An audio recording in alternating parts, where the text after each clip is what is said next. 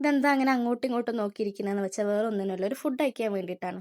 അനിയത്തിയും അതേപോലെ അവളുടെ ഹസ്ബൻഡ് ഉണ്ടല്ലോ, അതായത് എൻ്റെ അളിയൻ, അവരെങ്ങോട്ടോ പോയിട്ട് വരുന്നുണ്ട്. അവർ ഫുഡ് കഴിച്ചിട്ടില്ല ഉച്ചയ്ക്ക്. അപ്പോൾ അവർ ഫുഡ് കഴിക്കാൻ പോകുന്നുണ്ട്, നീയും വായ ഫുഡ് കഴിക്കാമെന്ന് പറഞ്ഞു. അപ്പം ഞാൻ 5:30 ആകുമ്പോൾ എൻ്റെ വർക്ക് കഴിഞ്ഞിട്ട് ഞാൻ ഇറങ്ങുന്നതാണ്. 5:40 ആകുമ്പോൾ എനിക്ക് ബസ് വരും.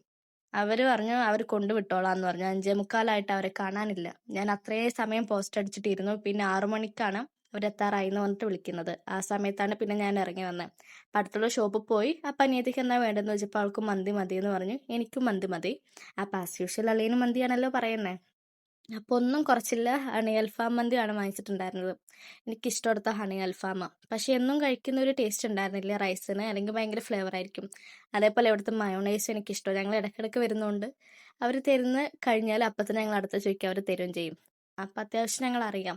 പിന്നെ അത് കഴിഞ്ഞിട്ട് അവൾക്ക് ഡ്രസ്സ് എടുക്കാനുണ്ടെന്ന് പറഞ്ഞു. പെരുന്നാളൊക്കെ അല്ലേ വരുന്നത്. അപ്പം അവളെയും കൂട്ടിയിട്ട് ഡ്രസ്സ് എടുക്കാൻ പോവാണ്. റോട്ടിൽ ഇറങ്ങുമ്പോൾ ഫുൾ ആൾക്കാരും വാഹനങ്ങളും. പെരുന്നാളൊക്കെ അടുപ്പിച്ചായിരിക്കും. ടെക്സ്റ്റൈൽസിലാണെങ്കിൽ അതിനേക്കാളും ആൾക്കാർ. അപ്പോൾ ഒരു കുഞ്ഞ് ടെക്സ്റ്റൈൽസിലാണ് അത്യാവശ്യം നല്ല വർക്കും ഇതൊക്കെയുള്ള ഡ്രസ്സ് തോന്നിയിട്ടുണ്ട്. നല്ല കളക്ഷനൊക്കെ ഉണ്ടെന്ന് തോന്നിയിട്ടുണ്ട് അവിടെ. അപ്പോൾ ഞാനും അനിയത്തിയും അവൾക്ക് അവിടെ നിന്നാണ് ഡ്രസ്സ് എടുത്തത്.